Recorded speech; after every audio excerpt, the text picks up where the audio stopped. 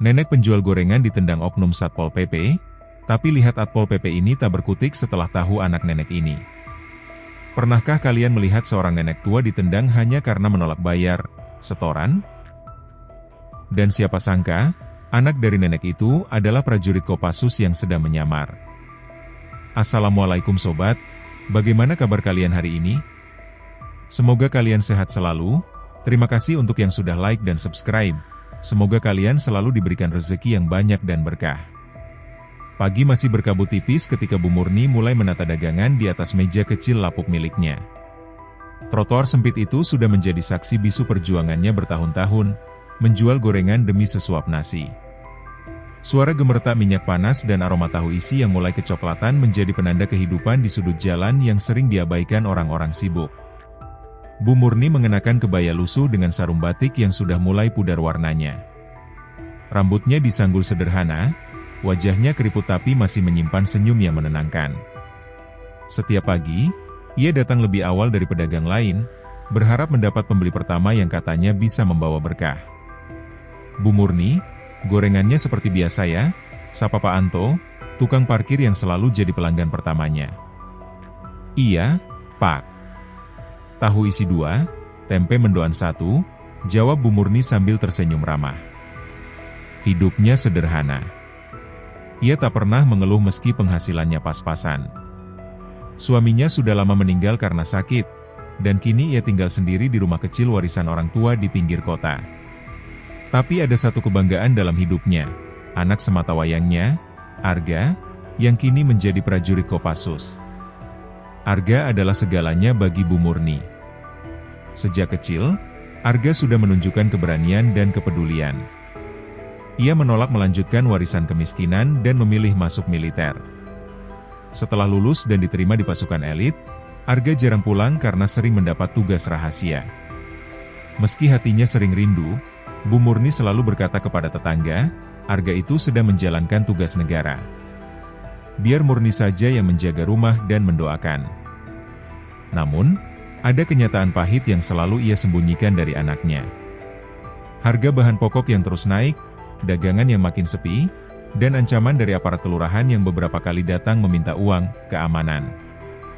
Semua itu ia pendam sendiri. Ia tak ingin membebani Arga yang sedang berjasa untuk negara. Siang itu, terik mulai menyengat. Beberapa gorengan sudah habis, tapi belum cukup untuk membeli beras esok hari. Bu Murni duduk di bangku kecilnya, mengipasi sisa gorengan dengan kipas dari anyaman bambu. Pandangannya kosong, memikirkan bagaimana caranya bertahan minggu ini. Tiba-tiba, dari kejauhan, sebuah mobil dinas berhenti.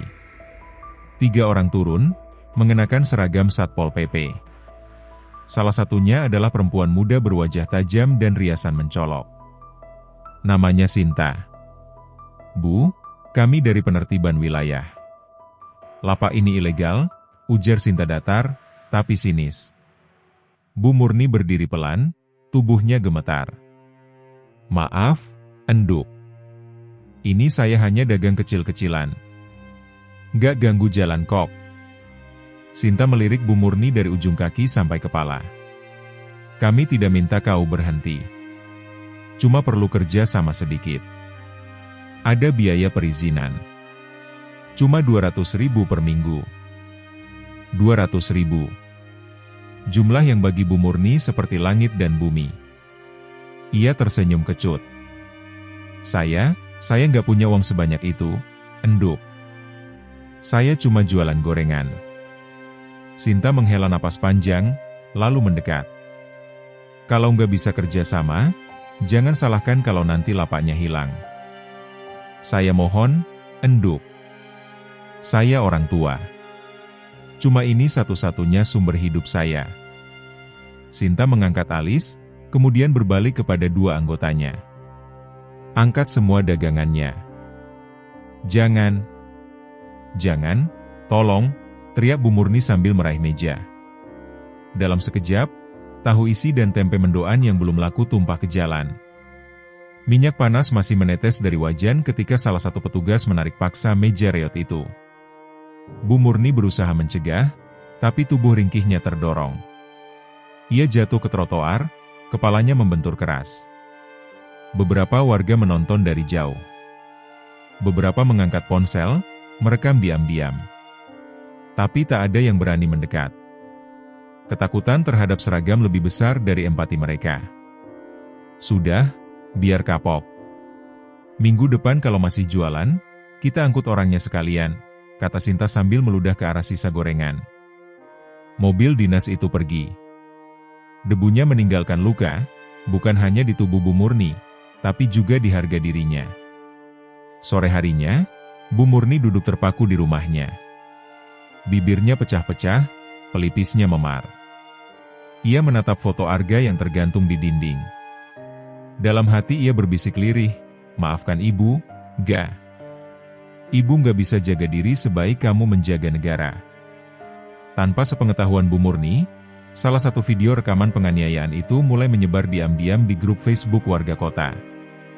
Judulnya sederhana, seorang nenek dipukuli karena menolak setoran lapak. Tak disangka, di tempat yang jauh, seorang prajurit Kopassus yang sedang menunggu instruksi misi, menerima kiriman video itu dari grup alumni sekolahnya. Arga menatap layar ponselnya, dan tubuhnya langsung kaku. Matanya tak bisa lepas dari sosok perempuan tua yang tergeletak di trotoar. Bu, disinilah semuanya akan berubah. Langit kota Jakarta baru saja beranjak gelap saat helikopter militer mendarat di pangkalan rahasia di pinggiran kota. Di antara deru baling-baling yang memekakan telinga, seorang prajurit berpakaian tempur turun cepat dari pesawat. Ia adalah Serda Arga, mata tajam, langkah mantap, tapi kali ini dadanya sesak oleh emosi yang tak biasa. Sore itu ia izin keluar tanpa banyak bicara. Ia hanya menunjukkan ponsel kepada komandannya, memperlihatkan video berdurasi 1 menit 13 detik. Komandannya mengangguk pelan, paham tanpa perlu dijelaskan. Cepat pulang. Tapi jangan gegabah. Bukan kamu yang butuh perlindungan, tapi ibumu. Arga naik kereta malam dari Jakarta menuju kota kecil tempat ibunya tinggal. Sepanjang perjalanan, wajah ibunya terus muncul dalam ingatan. Luka di pelipis, tubuh renta terbaring di lantai trotoar, dan suara tawa kejam perempuan berseragam Satpol PP itu menggemakan amarah yang tak bisa dia redam. Setibanya di stasiun, Arga langsung naik ojek ke rumah ibunya. Rumah itu belum berubah, kecil, kayu tua, catnya mengelupas, tapi selalu terasa hangat karena satu alasan, Bu Murni. Tapi hari ini, kehangatan itu tergantikan keheningan. Ia membuka pintu pelan. Bau minyak gosok dan ramuan tradisional langsung menusuk hidung. Di dalam, Bu Murni terbaring lemah di atas dipan, pelipisnya dibalut kain putih. Matanya tertutup, tapi napasnya terdengar pelan dan berat. Bu, ini Arga. Bu Murni membuka mata perlahan. Pandangannya kabur, tapi suara anaknya selalu ia kenali. Air mata langsung mengalir di pipinya. Ga, jangan pulang. Ibu nggak apa-apa? Arga menggenggam tangan ibunya. Ibu jangan ngomong apa-apa dulu. Istirahat ya, Bu. Malam itu Arga tak tidur. Ia duduk di teras, menyimak kembali semua video dan komentar warga. Ternyata, insiden itu tidak hanya menimpa Bu Murni. Ada banyak pedagang kecil yang mengeluh tapi tak pernah berani bicara terbuka. Ia mencatat nama-nama yang disebut dalam komentar, menandai satu persatu. Sinta, Lurah Samsudin, Ketua LSM Tirta, dan beberapa nama yang pernah meminta jatah. Keesokan paginya, Arga menyamar. Ia mencukur rambutnya pendek, mengenakan pakaian lusuh, dan mulai berkeliling menyamar sebagai pedagang keliling baru. Ia mendekati beberapa pedagang lain, mencoba berbicara pelan. Sebagian besar takut bicara, tapi ada satu bapak tua yang diam-diam bercerita banyak. Yang namanya Sinta itu cuma boneka, Mas. Di belakangnya ada yang lebih besar. Tapi jangan harap bisa dilawan. Semua takut. Arga mencatat semuanya. Bukan dengan pena, tapi dengan ingatan yang dilatih tajam dan disiplin. Ia tahu, bukan kekuatan fisik yang ia butuhkan sekarang, tapi strategi. Siangnya, ia pura-pura berdagang di pinggir pasar, menunggu. Benar saja, mobil Satpol PP datang. Dari kejauhan ia melihat Sinta turun, masih dengan riasan mencolok dan gaya angkuh. Ia menghampiri satu pedagang, memungut uang, lalu berjalan lagi. Arga menekan ponsel kecilnya di saku. Ia sudah menyiapkan kamera tersembunyi di gerobaknya.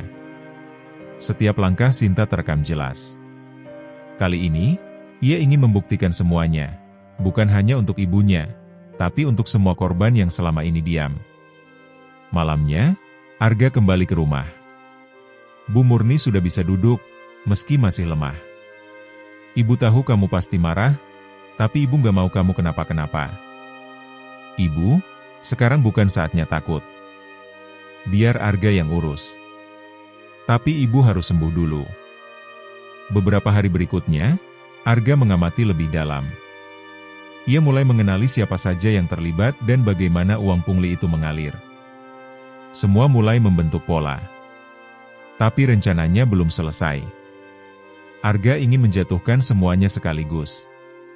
Dan untuk itu, ia butuh satu hal lagi, momen yang tepat. Pagi di kota kecil itu terlihat biasa. Tapi bagi Arga, ini adalah hari di mana seluruh langkahnya harus presisi. Ia sudah menyiapkan skenario sejak 3 hari lalu, menyamar, mengamati, mencatat, merekam, dan menelusuri arus uang pungli yang menyentuh lebih dari sekadar kantong Satpol PP. Sinta memang wajah dari semua kekejian itu, tapi Arga tahu, ia bukan otak utama. Ada rantai yang lebih panjang. Dan hari ini, Arga ingin melihat rantai itu patah. Pagi itu, Arga menyamar lagi, tapi kali ini ia tak sendiri. Ia telah mengontak seorang temannya, Reno, mantan rekan di pasukan, yang kini bekerja sebagai jurnalis investigasi. Reno menyanggupi membantu, asalkan semua bukti terekam jelas dan bisa dipertanggungjawabkan. Rekaman dari pasar 2 hari lalu sudah cukup kuat, kata Reno saat mereka bertemu di warung kecil, tapi kalau kamu bisa jebak mereka saat sedang memeras langsung, itu peluru terakhirnya. Arga mengangguk. Kita bikin skenario pura-pura setor. Aku akan jadi pedagang yang menolak bayar.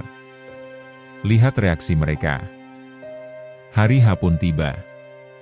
Arga kembali ke pasar, kali ini menjual kerupuk di gerobak kecil yang baru ia rakit semalam. Kamera tersembunyi tertanam di sisi gerobak dan di dalam kantong bajunya. Reno sudah standby di seberang jalan, dengan drone kecil tersembunyi di dalam tas makanan. Tepat pukul 10.15, mobil Satpol PP datang. Sama seperti biasa, Sinta turun lebih dulu, diikuti 2 anak buahnya. Ia terlihat ceria, mengunyah permen karet sambil menunjuk satu persatu pedagang yang harus menyerahkan uang. Sinta mendekati gerobak Arga. Baru ya? Sudah tahu aturan di sini? Aturan? Arga bertanya seolah bingung. Uang keamanan. 100.000 per minggu. Langsung aja, biar aman. Saya baru mulai, Bu. Belum laku juga. Sinta mengangkat alisnya.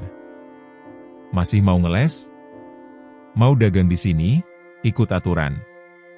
Kalau enggak, gerobakmu bisa hilang besok pagi. Saat itulah Arga sengaja menantang. Kalau saya lapor ke media, gimana? Sinta tertawa kecil, lalu mendekat dengan wajah dingin. Media? Mereka semua sudah makan dari tangan yang sama. Lapor aja. Nanti kamu gak dagang lagi seumur hidup. Itu kalimat yang Arga tunggu. Semua terekam. Bahkan dari sudut atas, drone Reno menangkap momen itu dengan jelas. Tapi permainan belum selesai. Setelah itu, Sinta memanggil anak buahnya. Mereka mulai mendorong gerobak Arga. Ayo, angkut. Arga pura-pura panik. Tapi di dalam gerobak, ia menekan tombol sinyal ke Reno.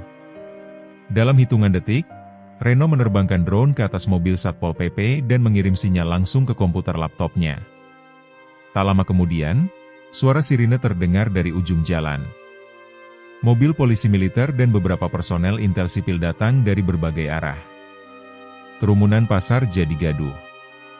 Sinta panik. Siapa yang manggil mereka? Arga melepas topi dan masker. Sorot matanya langsung berubah, tajam dan tak ragu. Namaku Serda Arga.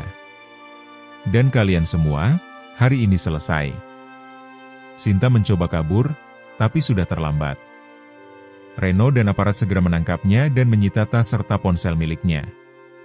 Dua anak buahnya juga tak berkutik. Seluruh proses direkam. Warga pasar bersorak. Beberapa pedagang bahkan menangis haru. Sore harinya, berita itu menjadi viral. Oknum Satpol PP ditangkap saat lakukan pungli di pasar. Video penangkapan Arga jadi trending di media sosial. Tapi tidak ada yang tahu siapa dia sebenarnya. Ia menolak diwawancara. Ia hanya berkata, "Saya cuma anak dari seorang penjual gorengan." Malam itu, Arga pulang. Bu Murni menyambutnya di pintu. "Ibu bangga, tapi kamu hati-hati ya, dunia ini kadang gak suka orang jujur." "Tenang, Bu. Yang penting sekarang ibu bisa jualan lagi." Tapi Arga tahu, ini belum selesai. Masih ada satu nama yang belum tersentuh, Lurah Samsudin. Beberapa hari setelah penangkapan Sinta, pasar kota tampak lebih damai. Tidak ada lagi ancaman, tidak ada pungutan liar, dan pedagang bisa bernapas lega. Tapi Arga belum tenang. Semua yang terjadi bukan karena Sinta semata. Ia hanya pelaksana. Yang membuat aturan dan melindunginya berada jauh lebih tinggi. Nama itu telah berkali-kali muncul di catatan dan testimoni warga, Lurah Samsudin. Lurah Samsudin adalah pria berkepala pelontos, usianya sekitar 50-an. Gaya bicaranya halus, sering muncul di kegiatan sosial dan pengajian, tapi di balik semua itu, ia adalah sosok yang tak tersentuh. Wartawan yang mencoba mengangkat kasus pungli di wilayahnya pernah diancam dan dibungkam. Bahkan warga menyebutnya Raja Kecil. Arga tahu ini lawan yang lebih licin. Ia memulai penyelidikan dengan metode yang lebih halus, menyusup sebagai relawan di salah satu program kelurahan. Program itu bernama UMKM Binaan Sukajaya, proyek bantuan yang diduga hanya formalitas. Di dalam program itu, Arga melihat banyak kejanggalan. Dana bantuan dicairkan, tapi sebagian besar tidak pernah sampai ke tangan pedagang. Ada pemotongan administrasi yang tidak masuk akal. Semua tanda tangan sudah disiapkan, dan petugas hanya butuh mencap tanpa proses. Arga mencuri waktu ke ruang arsip. Dengan kamera kecil di balik jam tangan, ia merekam bukti-bukti penggelembungan dana dan distribusi fiktif. Malam itu, Arga kembali menemui Reno. "Ini lebih kotor dari yang kita kira," ujar Arga sambil memperlihatkan hasil rekaman. "Ada nama camat juga di situ," jawab Reno. "Kalau ini naik ke media, bisa geger. Tapi harus lengkap. Kita butuh dokumentasi langsung saat mereka korupsi." Arga mengangguk. Ia punya satu rencana terakhir, membuat skenario pertemuan dengan Lurah Samsudin secara langsung. Ia menyamar sebagai investor kecil yang ingin menyumbang ke program UMKM Sukajaya. Lewat jaringan Reno, ia mengatur agar profil dirinya tampak meyakinkan. Samsudin menerima amplop dengan wajah puas. "Saya suka orang muda seperti Anda, Mas Ardi. Punya visi. Dana seperti ini tentu akan kami salurkan, tapi ya, ada administrasi tambahan." "Biasalah, birokrasi." "Tentu Pak, asal sampai ke orang yang tepat," jawab Arga menahan emosi. Sambil tersenyum, Samsudin menyelipkan amplop ke dalam map dan mengedipkan mata. Semuanya akan beres. Dan Arga tahu, itu saatnya. Ia menekan tombol kecil di bawah jam tangannya. Tim Reno yang sudah menghubungi media dan aparat segera bergerak. Beberapa menit kemudian, 2 mobil Polda masuk ke halaman kantor kelurahan. Reno dan 2 wartawan turun lebih dulu. Petugas masuk dengan surat penangkapan. "Atas dugaan penyalahgunaan dana bantuan dan gratifikasi, Anda kami bawa untuk pemeriksaan lebih lanjut." "Saya dijebak." "Siapa kamu?" "Hah? teriak Samsudin. Arga berjalan mendekat. Nama saya Arga. Anak dari Bu Murni. Anda tahu siapa itu, kan? Wajah Samsudin langsung pucat. Penangkapan itu menjadi pemberitaan nasional. Berita utama di media lokal dan media sosial dipenuhi pujian untuk prajurit tanpa nama yang membongkar jaringan pungli dari pasar sampai kelurahan. Bu Murni pun diundang ke balai kota. Pemerintah provinsi meminta maaf secara terbuka. Lapaknya kini menjadi simbol perlawanan warga kecil. Tapi di balik sorotan kamera, Arga sudah tak terlihat. Ia telah kembali ke tugasnya. Meninggalkan jejak diam-diam sebagai bayangan yang tak haus pujian. Beberapa minggu berlalu sejak penangkapan Lurah Samsudin. Kota kecil tempat Bu Murni tinggal kini menjadi bahan pemberitaan nasional. Nama-nama besar yang dulu dipuja karena citra sosialnya kini terbongkar sebagai pelaku pungli dan korupsi. Namun, di balik itu semua, ada satu sosok yang tetap sederhana, Bu Murni. Hidupnya tak berubah mewah, tapi kini ia bisa berjualan dengan damai. Lapak barunya dibangun dari hasil donasi warga dan bantuan resmi. Plakat kecil tertempel di sisi kanan gerobak, lapak Bu Murni simbol keberanian rakyat kecil. Namun, bukan hanya gerobaknya yang berubah. Hati orang-orang di sekelilingnya pun ikut berubah. Warga yang dulu hanya menonton kini mulai berani bicara. Para pedagang bersatu membentuk koperasi agar tidak bisa ditekan oleh oknum lagi. Semuanya berawal dari satu kejadian, seorang ibu yang tak menyerah meski diinjak kekuasaan. Hari itu, Bu Murni sedang sibuk melayani pembeli ketika seseorang datang menghampiri. Seorang perempuan muda dengan jilbab krem dan wajah bersih. Dia membawa sepucuk surat dan map. Ibu Murni? Iya, enduk. Ada apa ya? Saya dari Dinas Sosial. Pemerintah provinsi ingin memberikan penghargaan khusus untuk Ibu. Kami juga ingin membantu Ibu mendirikan UMKM legal yang bisa jadi percontohan. Bu Murni tertegun. Bukan karena pujian, tapi karena rasa haru.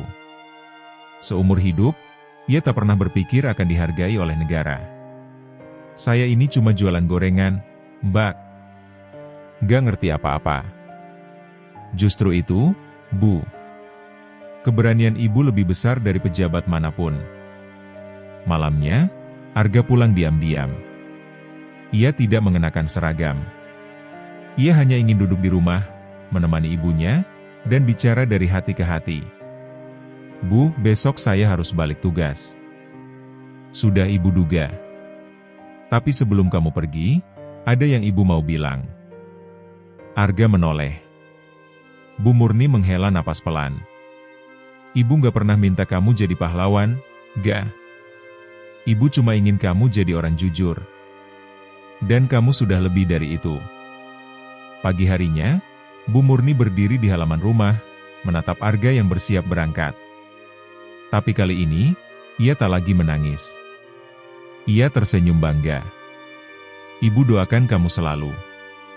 Tapi ingat, jangan terlalu lama jadi bayangan. Dunia butuh terang, gak? Arga mencium tangan ibunya. Terima kasih, Bu. Tak lama setelah Arga pergi, Bu Murni menerima undangan resmi dari Kementerian Sosial. Ia diundang ke Jakarta untuk menerima penghargaan Ibu Teladan Nusantara. Ia berangkat dengan ditemani salah satu staf dinas. Di ibu kota, ia disambut oleh pejabat tinggi. Dalam pidatonya, Menteri Sosial menyebut nama Bu Murni sebagai lambang keberanian moral rakyat kecil. Ketika hukum tertidur, rakyat kecil sering jadi korban. Tapi ketika satu ibu bangkit, maka seluruh negeri bisa ikut berdiri. Bu Murni tak mampu berkata banyak saat diberi kesempatan bicara. Saya ini cuma ibu-ibu jualan gorengan. Saya nggak ngerti soal kekuasaan. Tapi saya ngerti satu hal, kalau kita diam saat ditindas, kita kasih mereka ruang buat menyakiti yang lain. Kata-kata itu viral keesokan harinya. Dipotong-potong jadi video pendek, diunggah ke TikTok dan YouTube, dan ditonton jutaan orang. Banyak yang tersentuh. Bahkan beberapa sekolah menjadikan cerita Bu Murni sebagai materi pelajaran karakter. Di tengah semua ketenaran itu, Bu Murni tetap menjual gorengan. Ia tidak mau hidup dari penghargaan. Ia ingin tetap merasakan peluh dan minyak, karena di sanalah hidupnya bermula. Suatu sore, seorang anak kecil datang membeli gorengan. "Bu, bener ya? Ibu itu yang dulu ditendang sama orang jahat?" Bu Murni tersenyum. "Iya, Nak. Tapi sekarang ibu sudah nggak takut. Karena banyak orang baik sekarang." Anak itu mengangguk sambil membawa tahu isi. "Aku mau jadi kayak Bu Murni." Dan di kejauhan, entah di mana, Arga menyaksikan semua itu dari layar ponsel militernya. Ia tak membalas pesan ibunya pagi itu, tapi ia menatap video itu dengan senyum bangga.